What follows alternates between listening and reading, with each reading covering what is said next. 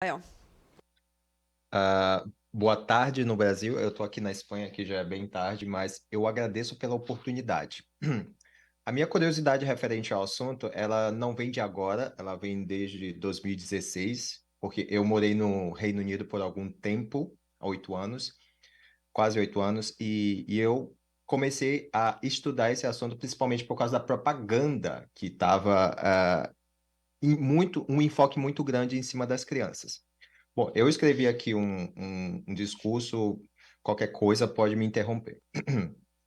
Meu nome é Rafael Amaral Sanzio, sou autor do livro Ideologia de Gênero e a Ilusão do Corpo Equivocado. Sou jornalista, analista de inteligência e geopolítica. Quero usar meu tempo para responder aos envolvidos nas propostas das ONGs, como por exemplo no Brasil Minha Criança Trans, e os médicos no Brasil envolvidos nessa insanidade de afirmar crianças e adolescentes como trans através de tratamentos químicos e procedimentos mutiladores irreversíveis. Primeiro, eu estou impressionado com o disparate do uso da frase sexo atribuído no nascimento. Sexo não é atribuído no nascimento, o sexo é estabelecido na concepção e é conhecido no nascimento ou através de exames. Profissionais militantes do movimento trans dizem que afirmações como estas são baseadas na ciência. Isso é falso. Isto é puramente teorias de gênero, já desmascaradas no passado e que servem apenas para trazer dor e destruição aos indivíduos e sua família. O caso mais famoso é o do médico John Money e da família Harmer, e as vítimas dos dois livros publicados por Alfred Kinsey entre 1948 e 1953, onde confirmam os abusos sofridos por crianças a partir de 6 meses de idade, tendo sido masturbados e abusados sexualmente por predadores sexuais disfarçados de sexólogos. O documentário História Secreta, a pedofilia de Kinsey e Alfred Money são os expoentes que justificam toda essa insanidade de teoria de gênero. As tais expressões hoje defendidas como pronomes neutros induzem as pessoas, especialmente crianças, a pensar que homens e mulheres são designações arbitrárias e por isso podem escolher qual papel social aderir no decorrer da sua vida.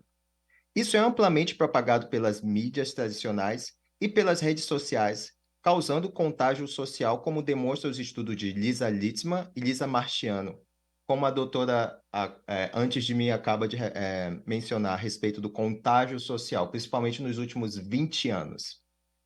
O doutor Alexandre Sadé, no Brasil, segundo entrevista das quais tive acesso, menciona várias vezes as teorias de gênero como base para as transformações do corpo dos indivíduos com disforia de gênero ou autodiagnosticados trans. E os profissionais ativistas trans afirmam que, se tais intervenções não forem feitas, os indivíduos tenderão ao suicídio. Isso é falso. Aqui, vamos analisar o que está acontecendo aqui fora. O número crescente de países tem banido tais tratamentos referidos como afirmação de gênero. E nada disso aconteceu ali. Não houveram ondas de suicídios ou outras catástrofes de saúde mental. Um exemplo é que há 3 anos, a Finlândia impôs limitações estritas às intervenções médicas para menores. A Suécia fez a mesma coisa depois que uma adolescente de 14 anos foi diagnosticada com osteoporose e fraturas espinhais devido ao uso de bloqueadores de puberdade, e a investigação concluiu: os riscos de tratamentos antipuberdade e hormônios para menores de 18 anos atualmente superam exponencialmente os possíveis benefícios. Sem mencionar os problemas físicos mentais que as drogas como Lupron causam a indivíduos, sendo que essas também são usadas, Lupron é o nome comercial. Elas são usadas na castração químicas de criminosos sexuais. No Reino Unido, a doutora Hilary Cass, recrutada pelo governo do país depois de inúmeras denúncias e processos judiciais, caíram sobre o Sistema Público de Saúde, o NHS. Pais e uma lista de centenas de profissionais denunciavam o DIDES, Serviço de Desenvolvimento e Identidade de Gênero, ao enviar menores e pessoas com problemas mentais para afirmação de gênero sem uma análise profunda dos casos. No caso, como a doutora falou anteriormente, a Keira, ela passou por três sessões e logo foi afirmada. Eu tenho uma entrevista que eu fiz com a doutora Susan Evans e o doutor Marcos Evans, que trataram do caso da Keira. Ela está disponível no meu canal no Rumble. Eles explicam muito bem como isso aconteceu. Ah, a doutora Hilary Cass, ela constatou que as evidências eram muito baixas e que o que acontecia era o oposto. Os tratamentos aumentavam a disforia e ainda traziam novos problemas mentais físicos. Por este motivo, o Reino Unido também colocou restrições severas sobre os cuidados que os médicos afirmadores de gêneros afirmam que são salvamentos. Eu, pessoalmente, estive lá no Instituto Tavistock e eu também conversei pessoalmente com alguns médicos que ainda trabalham lá e conversei com o Dr. Marcus Evans, que tem 45 anos de experiência e deixou muito claro que tudo isso que estava acontecendo era além de experiências, mas sim uma agenda política muito bem financiada. A Noruega também analisou os dados e fez mudanças semelhantes em suas políticas relacionadas aos indivíduos autoafirmados trans. A Academia Nacional de Medicina da França advertiu, citando: são necessários enormes cuidados médicos de saúde mental para as crianças e adolescentes, dado a vulnerabilidade desta população em muitas complicações indesejáveis e graves que as terapias de gênero têm causado em suas vidas. Médicos da Nova Zelândia e da Austrália publicaram declarações semelhantes, mais de 200 médicos. Nos Estados Unidos, a médica McNamara está sugerindo que todos esses países que estão rejeitando os tratamentos baseados em evidências colocam seus filhos em risco de suicídio, o que é falso. Obviamente, isso é uma declaração irresponsável. Em relação a esse ponto de vista, a especialista em gênero da Finlândia, a doutora Rita Kautiela, disse: é desinformação proposital cuja disseminação é irresponsável. Todos esses 7 países mencionados e os Estados Unidos, os estados como Flórida e Texas, por exemplo, concluíram através de evidências massivas que as crianças não precisam ter seu desenvolvimento interrompido. Meninas não precisam ter sua menstruação interrompida e suas vozes modificadas, e meninos não precisam ter seus órgãos genitais removidos e mamas crescidas por meio de hormônios sintéticos. O que eles precisam é de uma equipe multidisciplinar, distante do ativismo científico de Alfred Kinsey, Harry Benjamin e John Money, que contaminaram todos os estudos sobre saúde mental no mundo e principalmente no Brasil, que adota apenas discursos de uma falsa inclusão sem prévia pesquisa. O Dr. Michael Biggs, professor da Universidade de Oxford, tem demonstrado também que são falsas todas as estatísticas de suicídio de jovens trans que não são afirmados. O documentário recente de agora de março, Affirmation Generation, mostra uma lista onde médicos recebem dinheiros para inflar esses dados.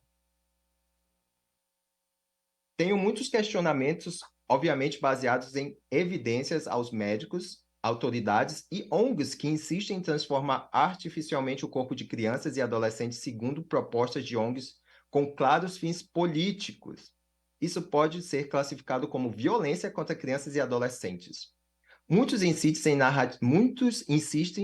em narrativas de inclusão e teorias de teor exclusivamente político, que isso representa um cuidado padrão. Não existe um cuidado padrão, já que a gente está tratando de indivíduos. Cada um tem a sua história e dentro disso necessita ser tratado.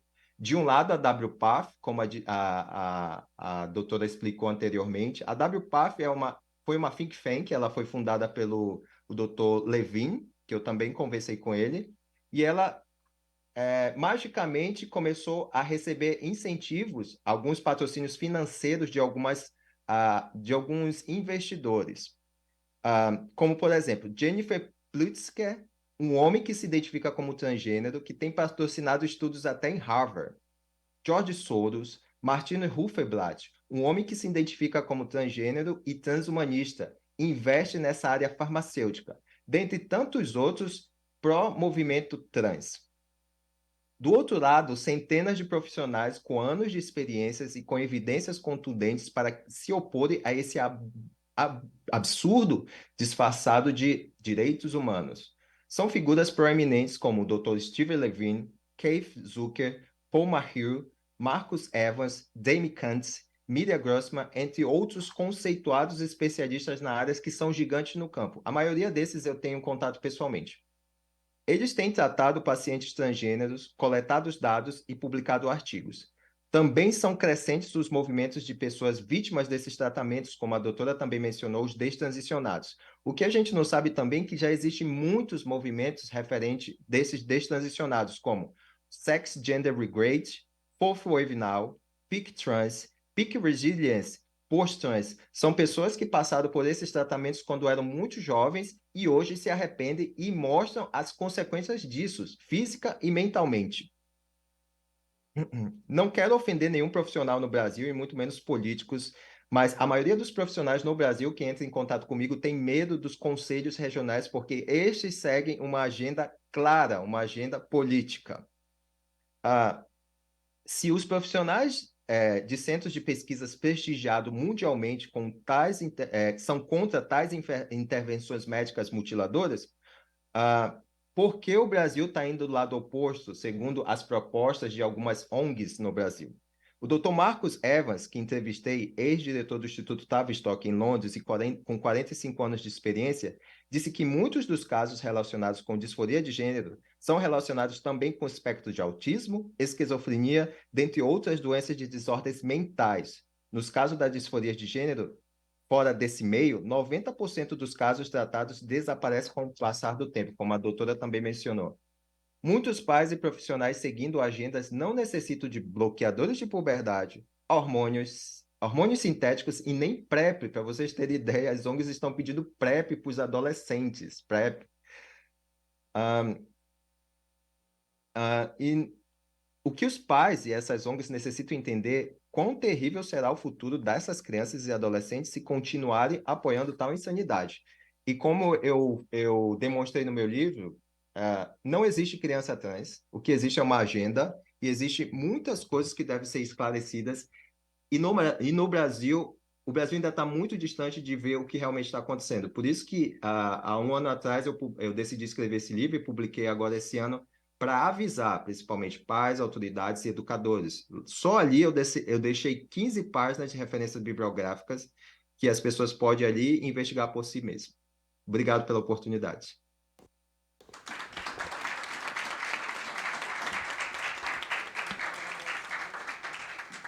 Muito obrigada, Rafael, pela tua contribuição.